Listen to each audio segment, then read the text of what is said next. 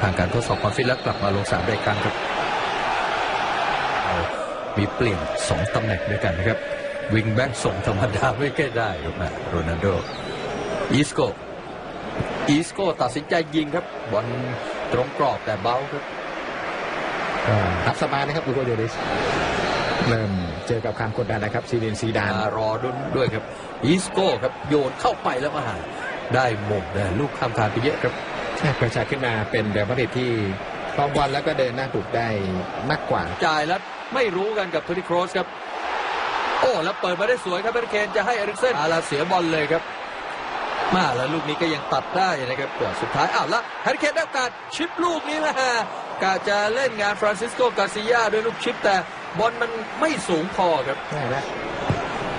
เขนโยนข้ามฟากมาทริปเปียตวัดเข้าไปปาดไว้ได้ปลายมือพอดีครับกาซิยาครับปาดไว้นะต้องบอกว่าเติมมาดีเหลือเกินครับทริปเปียเปิดนั่นได้แต่แฮร์รี่เคนแล้วนะครับดูครับเคนเลือกมาที่ลูกตกมาที่อีสโก้ขยับเข้าไปแล้วก็เปิดไปลูกนี้มาเซโลมาขวางไว้ก่อนแล้วก็หัวสกัดต่อที่แล้วกลายเป็นหัวดวืดครับแฮร์รี่วิงส์พยายามจะลุยต่อเข้าไปแฮร์รี่วิงส์ได้การชิปลูกนี้มาบอลมันไม่สูงอีกครับตรงกลางใช่ครับวิงส์โยนลูกนี้ทริปเปียครับแตะเข้าไปเรียบร้อยครับ1-0คีรันทริปเปียได้เป็นคนที่เปิดบอลได้แม่นนะครับแล้วลูกนี้ไปถึงบอลที่สุดเส้นหลังแล้วก็แตะนิ่มๆไปที่กลางประตูเรอัลมาดริดกาซิยา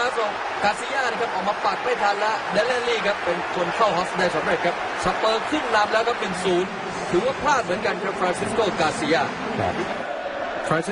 ยาก็ไม่ถึงบอลเลยนะครับลูกผ่านเข้าไปแล้วอีสโกแตะมากาเซเมโรขยับพาบอลเข้าไปโอ้โหลูกนี้ว่าบอลมันไม่แรงเท่าไหร่นะครับเลยพุ่งปัดได้ทันครับอูโกโยริสบอลเข้ากรอบนะครับทำประตูให้สเปอร์ขึ้นนำนะครับโมดริชครับหาบอลลุยเข้าไปแล้วเปิดเข้ามาครับสกัดทิ้งได้ครับโรนัลโดลากที่เข้าไปโรนัลโดขับขาหลอกโรนัลโดล็อกอีกทีโรนัลโดเลือกยิงเลยครับ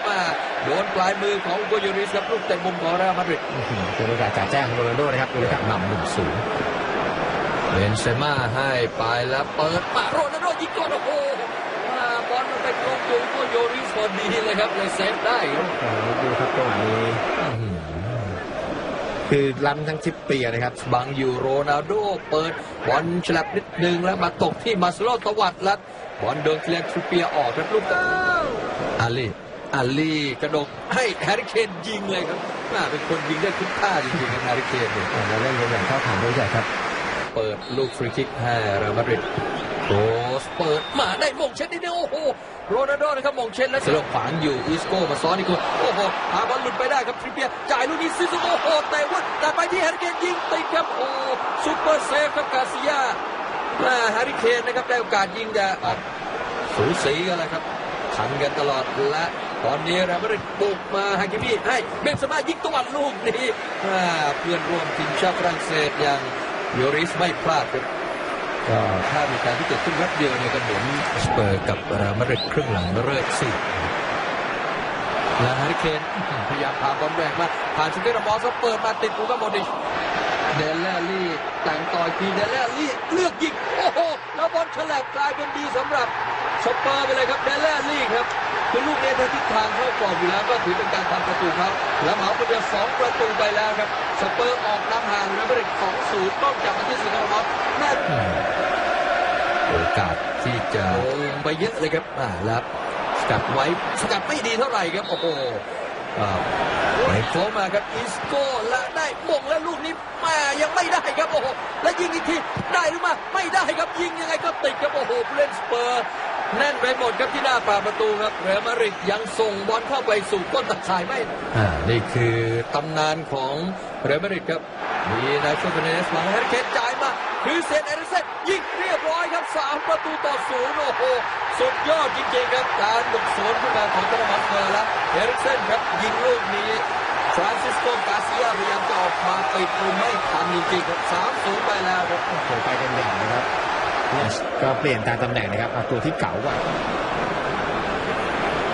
โรนัลโดยิงก็ไม่ผ่านมืออูโกโยริสครับขวาไว้ได้ติดหนึบเลยตัดเข้าในเกือบจะไม่ได้ยิงเหมือนกันนะครับเกือบจะโดนจิ้มทิ้งไว้แต่ว่า ต่อไปที่คาริมเบนเซม่า